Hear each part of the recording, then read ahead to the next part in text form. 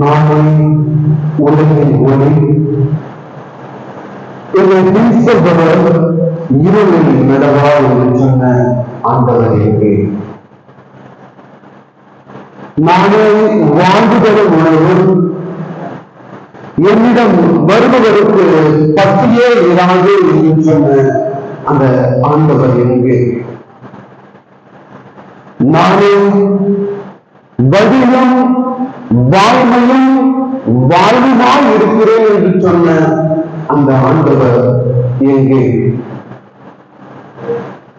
நானே திராட்சை செடி, நீங்கள் அதன் கிளைகள், நான் உங்களிலும் நீங்கள் என்னிலும் இருந்தால் மிகுந்த கனிதருவீர்கள் என்று சொன்ன அந்த ஆண்டவர் எங்கே? உயிர்ப்பும் உயிரும் நானே, என்னில் நம்பிக்கை கொண்டவர் இறப்பினும் வாழ்வார் என்று சொன்ன அந்த ஆண்டவர் எங்கே? இயேசுவில் மிகவும் பிரியமான அருள் சகோதரிகளே மற்றும் உள்ள சகோதர சகோதரிகளே, தாத்தா பாட்டிகளே, நானே நல்ல ஆளும் என் ஆடுகளுக்காக என் உயிரை கொடுப்பேன் என்று சொல்லி தன்னுடைய மந்தைகளுக்காக இன்று உயிரை கொடுத்த அதே நாள் கிபி 33ஆம் ஆண்டு ஏப்ரல் மாதம் 3ஆம் தேதி, அதாவது இதே தினம் இதே நேரத்தில் 3 மணி அளவில் ஆண்டவர் இயேசு உயிர் பிறக்கின்றார்.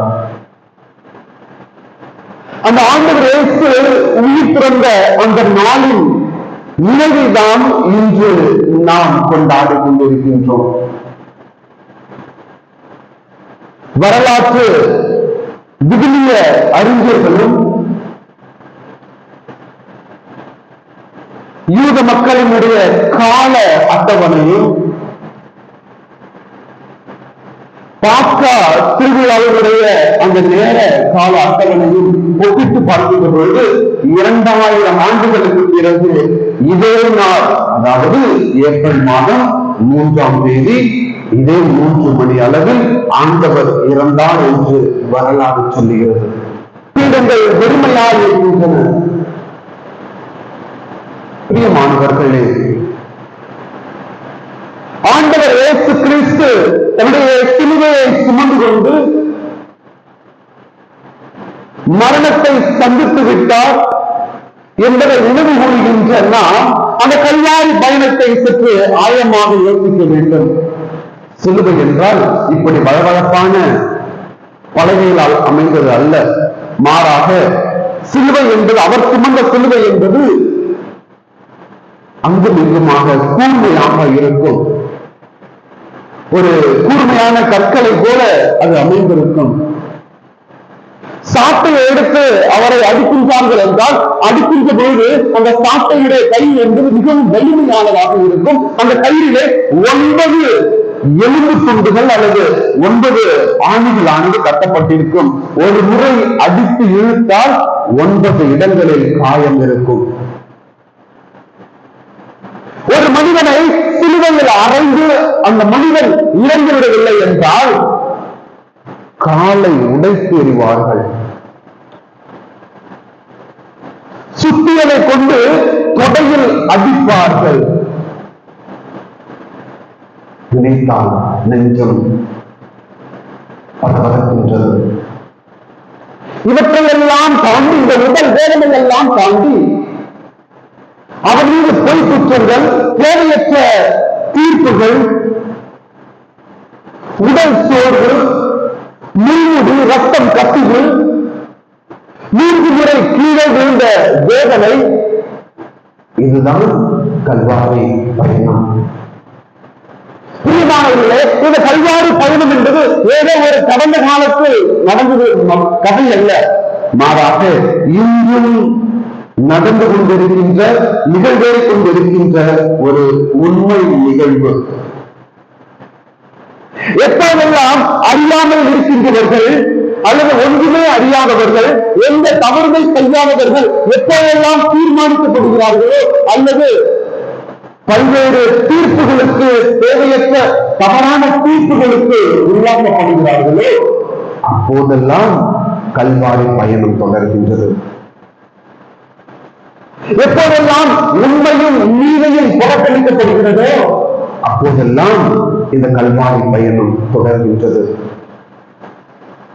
எப்போதெல்லாம் ஒரு மனிதன் இன்னொரு மனிதனை தன்னுடைய வார்த்தையாலும் அல்லது வாழ்நாளோ காயப்படுத்தி பிறருடைய கண்ணீருக்கு காரணமாக இருக்கிறார்களோ அப்போது அந்த ஆண்டவர் இயேசுவின் கைகளிலும் காலிலும் அறைந்த ஆண்டுகள் இன்னும் அறையப்பட்டுதான் கொண்டிருக்கின்றன. பிரியமானவர்களே, அன்பின்றி வாழ்கின்ற வாழ்க்கையில் கல்வாரி பயணம் தான். ஒரு அன்பு, ஒரு நேசம், ஒரு பாசம் அல்லது ஒரு உடல் இருப்பு அல்லது ஒரு புரிந்து கொள்வது இவற்றை இல்லாமல் ஒரு வாழ்க்கை நடந்து கொண்டிருக்கிறது என்றால் அது கல்வாரி பயணம் தான். மிகவும் கொடூரமான ஒரு வாழ்க்கை பயணம் தான். பிரியமான சகோதர சகோதரிகளே, ஆண்டவர் இயேசு கிறிஸ்துவனுடைய இந்த இறப்பு ஒரு வீழ்ச்சி அல்ல, மாறாக அது ஒரு எழுச்சிக்கான படிக்கல்லாக இருந்தது. ஆண்டவர் இயேசு கிறிஸ்துவனுடைய இந்த இறப்பு, இந்த கல்வாரி பயணம் என்பது ஒரு சோக நிகழ்வு மட்டும் முடிவடையவில்லை, மாறாக அது நம்பிக்கை விடியலை எத்தனையோ மனிதர்களுக்கு கொடுத்து இன்று வரை திருவையை அந்த விசுவாசத்தை நம்பிக்கையின் பயணிகளாக வாழ வைத்துக் கொண்டிருக்கின்றது. ஆகவே நம்முடைய வாழ்க்கையை சற்று யோசித்து பார்ப்போம். எப்போதெல்லாம் நம்முடைய சகோதர சகோதரிகளை புறத்திருக்கின்றோம், எப்போதெல்லாம் அறியாமல் இருப்பவர்களுக்கு தவறான தீர்ப்பை அளிக்கின்றோம், எப்போதெல்லாம் தேவையற்ற பழிச்சொல்லுக்கு பிறரை ஆளாக்கின்றோம், எப்போதெல்லாம் அங்கு அன்பு இல்லாத ஒரு வாழ்க்கை வாழ்ந்து கொண்டிருக்கின்றோம், இதையெல்லாம் கல்வாரி பயணத்தை தொடர்ந்து பயணிக்க வைக்கின்ற செயல்கள் ஆகும். முக்கியமான சகோதர சகோதரிகளே, இன்றைய திருவழிபாட்டுடைய மிக முக்கியமான ஒரு நிகழ்வாக ஒன்று ஆண்டவர் இயேசு கிறிஸ்துவின் திருச்சிலுவையை நாம் ஆராதிப்பது. ஆண்டவர் இயேசு கிறிஸ்துவின் திருச்சிலுவையை குருவானவர் திருச்சிலுவையின் மரணிதோ இதிலேதான் தொங்கியது உலகத்தின் மீட்பு என்று பாடுகின்ற போது நாம் ஒவ்வொருவரும் வருகையில் ஆராதிப்போம் என்று பாடுகின்றோம். ஆனால் எத்துணை முறை நம்முடைய கழுத்தில் சிலுவை இருக்கின்றன, நம்முடைய கரங்களில் மோதிரங்களில் சிலுவை இருக்கின்றன, ஆலயங்களில் சிலுவை இருக்கின்றன, நம்முடைய வீடுகளில் சிலுவை இருக்கின்றன, நம்முடைய அறைகளில் சிலுவைகள் இருக்கின்றன. என்றாலும் ஒரு நாள் அந்த திருச்சிலுவையை பார்த்து நாம் ஆராதித்திருப்போமா? பிரியமானவர்களே, இந்த திருச்சிலுவையானது எதை செய்தது? உண்மையாக ஆண்டவர் இயேசு சுமந்த அந்த திருச்சிலுவை மிகவும் கடினமாக இருந்தது, மிகவும் கடினமாக இருந்தது. இன்று அன்பு இல்லாத வாழ்க்கை கூட கடினமாக தான் இருக்கின்றது, மன்னிக்க மிகவும் கடினமாக தான் இருக்கின்றது, பிறரை புரிந்து கொண்டு அவருடைய தேவையை செய்வது மிகவும் கடினமாக தான் இருக்கின்றது. உண்மையை சொல்வதும் நீதிக்காக போராடுவதும் மிகவும் கடினமாகவும் ஔத்தரியமாகவும் தான் இருக்கின்றது. பிரியமான சகோதர சகோதரிகளே, சாதாரணமான நிகழ்வுகள் எல்லாம் அசாதாரணமான நிகழ்வுகள் ஆகிவிட்டன. சௌகரியமான நிகழ்வுகள் எல்லாம் அசௌகரியமான நிகழ்வுகளாக மாறிவிட்டன. ஆண்டவர் இயேசு இந்த திருச்சிலுவையை சுமந்து மரணத்தை வென்று மீண்டும் உயிர் பெறுகின்றார் என்றால் கடினமான எதையும், கடினமாக இருக்கின்ற எல்லாவற்றுமே உடைபட வேண்டும்.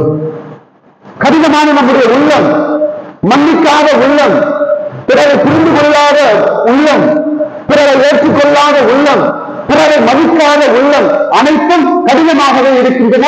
இந்த கடினமான இதயம் என்பது உடைபட வேண்டும்.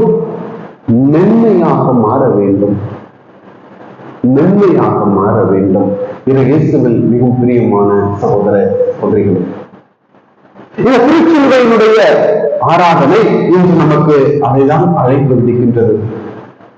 கடினமானது அனைத்தும் உடைபட வேண்டும். பிறரை அன்பு செய்ய கடினமாக இருக்கிறதா, அது உடைபட வேண்டும்.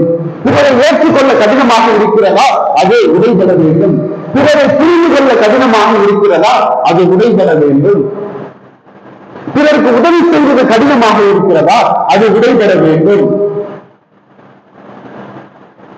பிறரை பார்க்கின்ற பொழுது தேவையற்ற எண்ணங்கள் தோன்றுகின்றவா, அவை விடைபெற வேண்டும்.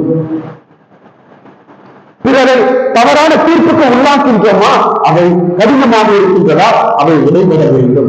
ஆகவே கடினமாக இருக்கின்ற ஒவ்வொன்றும் மென்மையாக மாற வேண்டும் என்பதுதான் இந்த திருச்சிலுவை ஆராதனை நமக்கு எடுத்துரைக்கின்றது.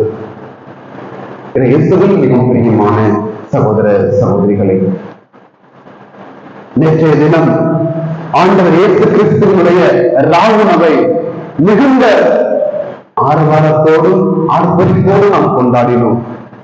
குருத்துவத்தை கொண்டாடினோம், குருக்களை கொண்டாடினோம். இன்று இதோ இந்த தீபம் பெருமையாக இருக்கின்றது. காரணம் என்ன? நேற்று விளக்குகளோடும் பூக்களோடும் தீபங்களோடும் கொண்டாடப்பட்ட இதே பலிபீடம் இன்று வெறுமையாக இருப்பதன் காரணம் என்ன? இயேசுவில் பிரியமானவர்களே, பலிபீடம் என்பது சாதாரண ஒரு மேசை அல்ல, அல்லது சாதாரண ஒரு கற்களால் கட்டப்பட்ட ஒரு பீடம் அல்ல. மாறாக இது ஆண்டவர் இயேசு கிறிஸ்துவினுடைய திருவுடல். இது ஆண்டவர் இயேசு கிறிஸ்துவினுடைய திருவுடல். இங்குதான் திருப்பலியானது கொண்டாடப்படுகிறது. நம்பிக்கையாளர்களுக்காக திருவிருந்து தயாரிக்கப்படுவது இந்த இடத்தில் தான். விண்ணகமும் மன்னகமும் சந்திப்பது இந்த இடத்தில் தான். ஆகவேதான் இன்று இது நிர்வாணப்படுத்தப்படுகிறது என்றால் இதன் அடையாளம் என்னவென்றால் ஆண்டவர் இல்லை, ஆண்டவர் இல்லை. ஆகவேதான் இது வெறுமையாக இருக்கிறது. இந்த பலிபீடம் தன்னுடைய வெறுமையை காண்பிக்கின்றது. அவர் எங்கே போனார்? கைது செய்யப்பட்டு விட்டார். கூட இருந்த சீடர்களும் அவரை விட்டு ஓடினர். இறைமகன் என்று பல்வேறு நேரங்களில் நிரூபித்த அவரை இன்று பல்வேறு அவமதிப்புக்கு உள்ளாக்கினர் யூதர் மத தலைவர்களும். அவருடைய உடைகளும் எடுக்கப்பட்டு விட்டன. வெறுமையாகிவிட்டது. இயேசுவில் மிகவும் புண்ணியமான சகோதர சகோதரிகளே, இந்த வெறுமையான பலிபீடம் என்பது கைவிடப்பட்ட அந்த இயேசுவை குறிக்கிறது. கைவிடப்பட்ட அந்த இயேசுவை குறிக்கிறது. ஆகவேதான் நம்முடைய வாழ்க்கையில் நாமும் பல்வேறு நேரங்களில் இயேசு இல்லாதபோது வெறுமையை உழைக்கின்றோம். நம்முடைய நம்பிக்கை பயணமானது மிகவும் உணர்ந்து போன ஒரு பயணமாக இருக்கின்றது.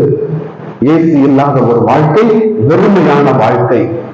பிரியமானவர்களே, இந்த திருவழிபாட்டு சடங்கு இதனுடைய மகிமை, மகத்துவம், அன்பு எல்லாம் அறையப்பட்டு விட்டன, மதிக்கப்பட்டு விட்டன என்றால் இயேசுவும் மறித்து விட்டார்.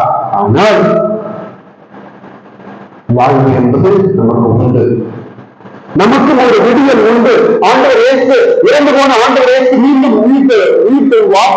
அதுபோல நமக்கும் வாழ்வு உண்டு. என்னால் முடியவில்லை, என்னால் இயலவில்லை, நான் வலிமையற்றவனாக இருக்கின்றேன், என்னால் எதையும் செய்ய முடியவில்லை என்று நாம் நம்முடைய மரணத்தில் இருந்தாலும் நமக்கு மீண்டும் வாழ்வு உண்டு. என்னால் எதையும் செய்ய முடியும் என்று நம்பிக்கை கொடுக்கின்ற அதே ஆண்டவர் இயேசு இன்னும் 2 நாட்களுக்குள் உயிர்த்தெழுவார் என்ற நம்பிக்கையோடு தொடர்ந்து திருப்பணியை ஜெபிப்போம். இறைவன் நம் ஒவ்வொருவரையும் நிறைவாக ஆசீர்வதிப்பாராக.